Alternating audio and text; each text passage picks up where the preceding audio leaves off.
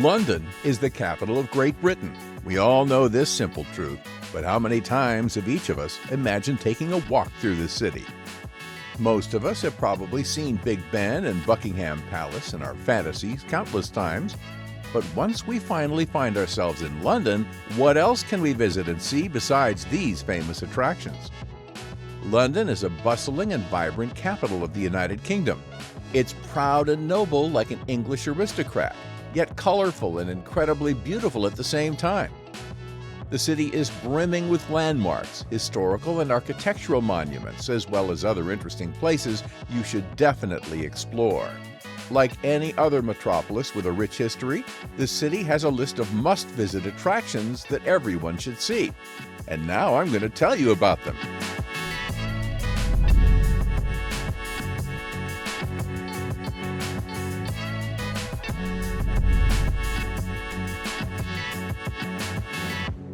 Big Ben. We all know about one of the most iconic symbols of London, the famous Big Ben. This unique clock tower was constructed in 1840, and its recognizable neo-Gothic facade is frequently seen in tourists' photographs.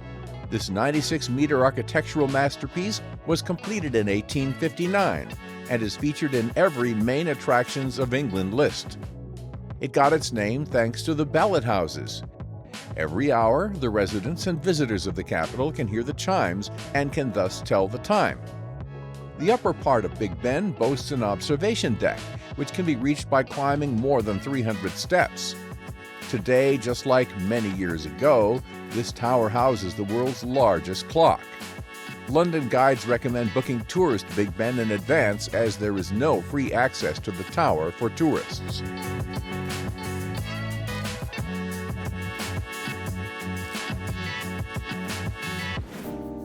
Westminster Abbey. The construction of this Gothic church, commonly referred to as Westminster Abbey, began in 1245. Work on its construction continued without interruptions until 1745. Legend has it that the first church on this site was built around the 7th century AD, after St. Peter appeared in a local fisherman's dream. In 1987, the building was added to the UNESCO World Heritage List. You can confidently call the Collegiate Church of St. Peter a British sanctuary. It hosts the coronation ceremonies of English rulers and royal family weddings. Within the walls of Westminster Abbey rest the remains of monarchs, prominent religious figures, eminent scholars, writers, and poets of England.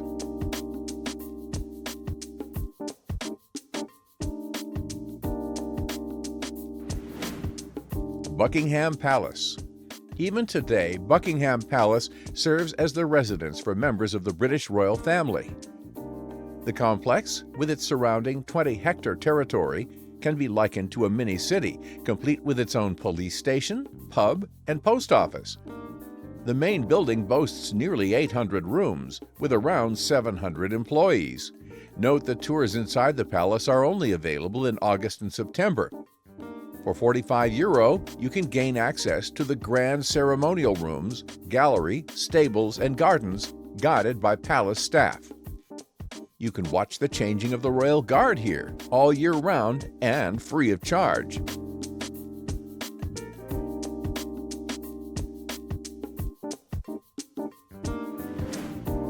London Eye. Here's something definitely worth spending your time and money on: a visit to the London Eye. This observation wheel was built in 2000 and is considered the largest in the world.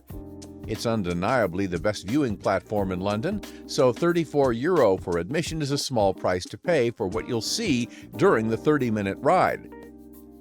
The London Eye has 32 enclosed capsules, capable of accommodating a total of 800 people simultaneously.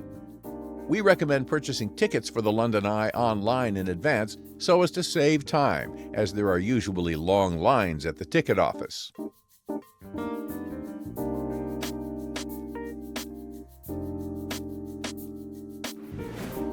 Trafalgar Square. This is the main square and geographical center of the city, with a 50-meter column dedicated to Admiral Nelson standing in the middle. You should visit this place to see the National Portrait Gallery and the National Gallery.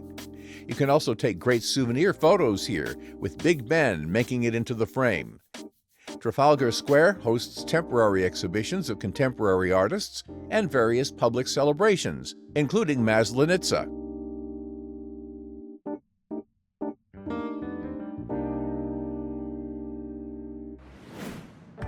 Natural History Museum.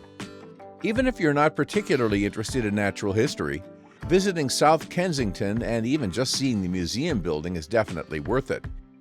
But if you decide to go inside, you'll be amazed at the extent of the exhibits and the number of exhibitions. By the way, if you're traveling with kids and looking for places to take them in London, this museum's collections dedicated to dinosaurs will be a great find for little adventurers. You can even visit it after dark for a night safari. The entry to the museum requires a donation of €7 or more.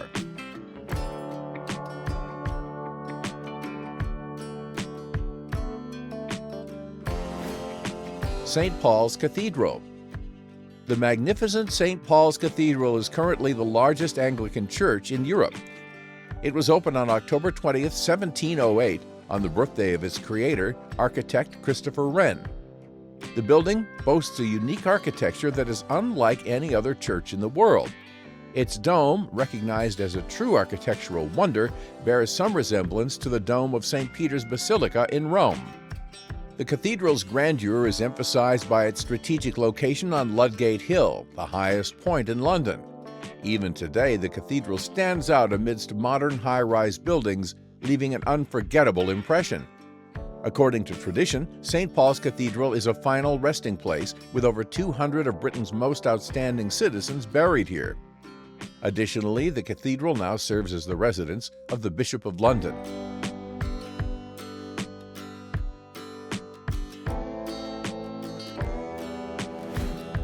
Tate Britain Gallery. You can also find England's largest art museum complex in London. It's the Tate Britain Gallery. It houses masterpieces of national art dating from the 16th century. This British museum was founded in 1897 by Sir Henry Tate, a prominent entrepreneur known for inventing refined sugar and cotton candy. He was a great admirer of Victorian painting, so he decided that the best investment would be to put his money into art by opening a gallery featuring works by his favorite artists. Over time, the collection expanded and classical paintings were complemented by more modern creations. By the end of the last century, the exhibition grew so much that there wasn't enough space for it, leading to the opening of the Tate Modern Gallery, which now houses a collection of contemporary world art. The original Tate Britain Gallery continues to showcase national classics.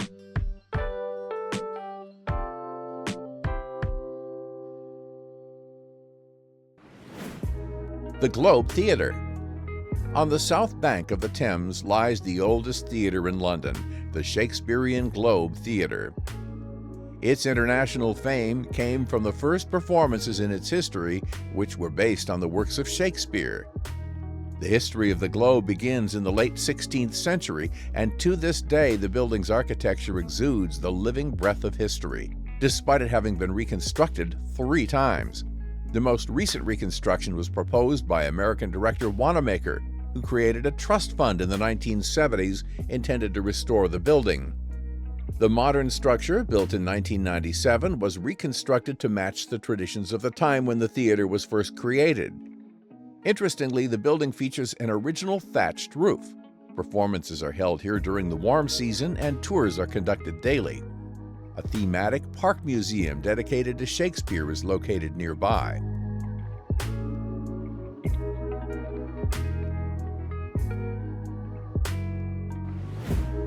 Tower Bridge. This is one of London's iconic landmarks and the most famous bascule bridge in the world. The nearest underground station is Tower Hill. Take the time to come here and capture this symbol of the city from the banks of the Thames. The attraction is just over a century old, but is also considered a true symbol of the UK's capital. By purchasing a ticket, you can visit the upper level of the structure, where guests can watch a documentary about its construction.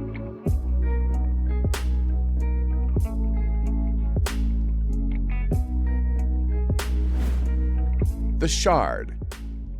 Built in 2012, this skyscraper is the tallest in Europe.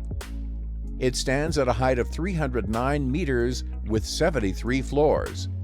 There are observation decks on the 68th, 69th, and 72nd floors. They were open to the public in 2013. Be prepared to be stunned by the views of the city from this vantage point. It's especially impressive in the evening.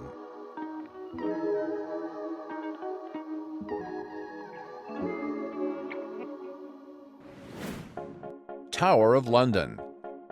The Tower of London is the oldest fortress in England and one of the main symbols of the country. It was built by Duke William I of Normandy in 1078 with the purpose of intimidating the Anglo-Saxons he had conquered. It became impregnable later during the reign of one of England's most famous kings, Richard the Lionheart.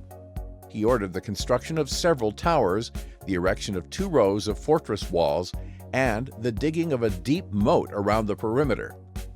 Later, the fortress served as a prison for a long time. Prominent prisoners who had fallen out of favor with their sovereign were held here. Many of them were executed here as well. A memorial plaque was installed on Tower Hill in memory of those events. Today, the tower continues to be one of the official residences of the British monarchy. In addition, the fortress houses a museum and an armory with the treasures of the British Crown. Here you can see the famous Cullinan diamond, the largest diamond in the world. Tours of the building are held by special wardens dressed in Victorian-era uniforms. On particularly festive days, they wear Tudor-era costumes, scarlet doublets with snow-white ruffled collars.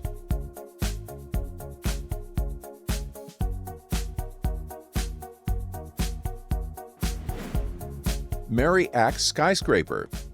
One of the symbols reflecting the modern face of London is the 180-meter skyscraper of a rather original design.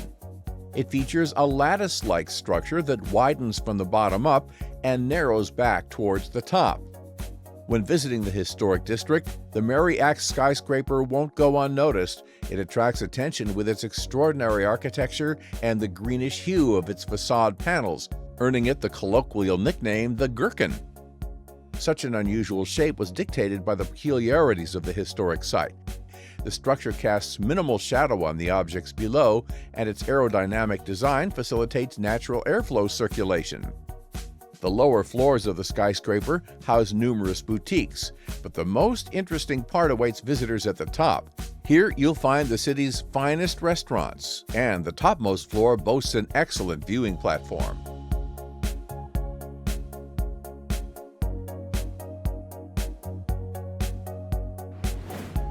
Hyde Park. Hyde Park is the royal park located in the city center. It is a beloved place for locals and tourists to take walks. During the warm season, you can sit on the neatly manicured lawns and stroll along the Serpentine Lake, admiring the swans. One of the alleys in Hyde Park still hosts the Speaker's Corner, which originated in the 19th century. Anyone can climb onto its podium and loudly share their ideas or deliver a speech. Public figures like Marcus Garvey and writer George Orwell enjoyed visiting this spot, and according to rumors, both Karl Marx and Vladimir Lenin frequented the area.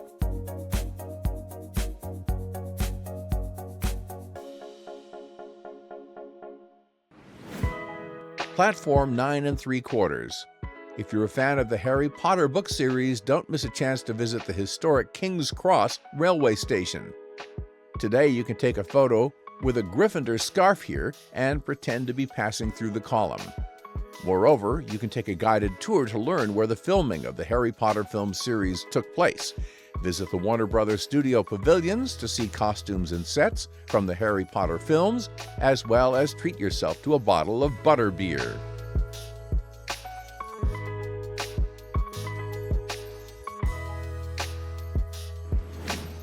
Changing the guard at Buckingham Palace. This event is eagerly awaited by anyone visiting London for the first time. Although, to be honest, in this case, expectations often exceed reality. However, if your trip to London falls between April and July, and you find yourself near Buckingham Palace from 11:15 to 12, we recommend staying to watch this, dare we say, show. During the rest of the year, the ceremony is often canceled due to inclement weather.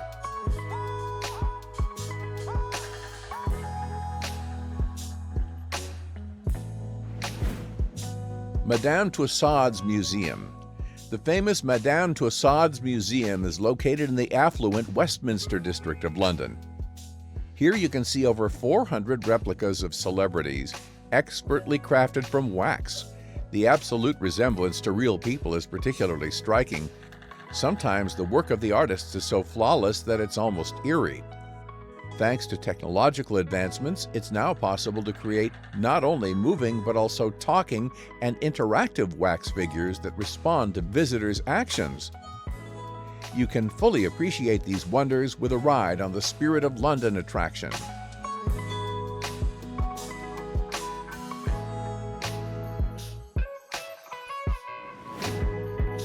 Kew Royal Botanic Gardens.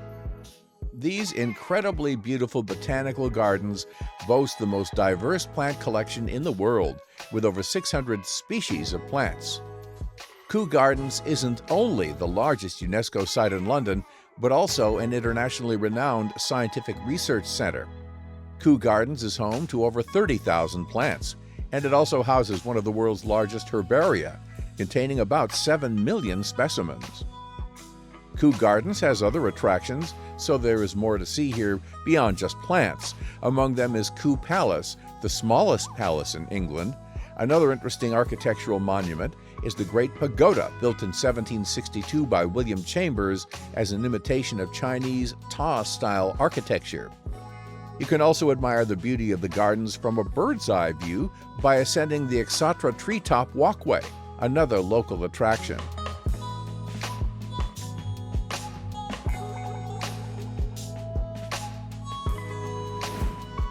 Churchill War Rooms. The complex consists of a museum and the underground war bunker of the great 20th century wartime leader. The rooms are located underground and were used for their intended purpose from 1939 to 1945. They served as a secret command center. It was from here that Churchill managed battles taking place across 4 oceans and 3 continents. The museum's collections include his personal belongings, among other things.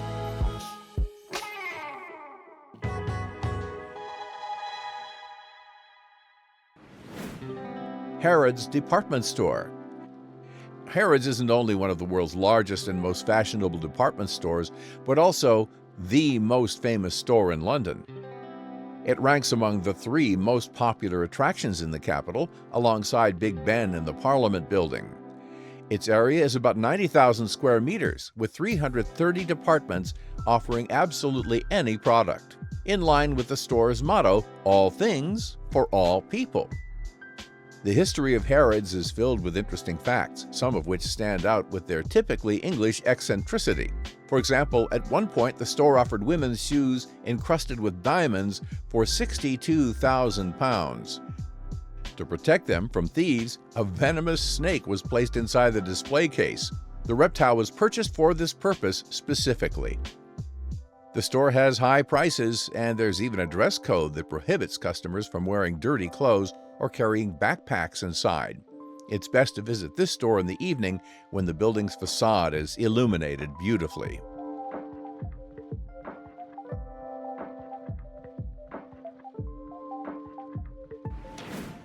Red telephone box and double-decker bus. Even if you're exploring London's attractions briefly, it's impossible to overlook the 2 main symbols of the city and all of England, the red telephone box and the double-decker bus. The appearance of the red telephone box was linked to the invention of the telephone in the late 19th century.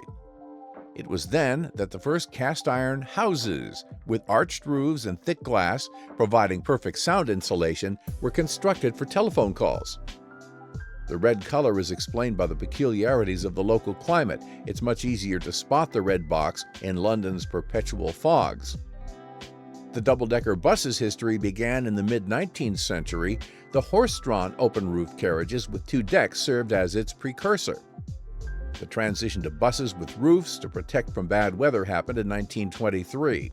To prevent accidents in London's smoggy conditions, the buses were assigned the same bright red color.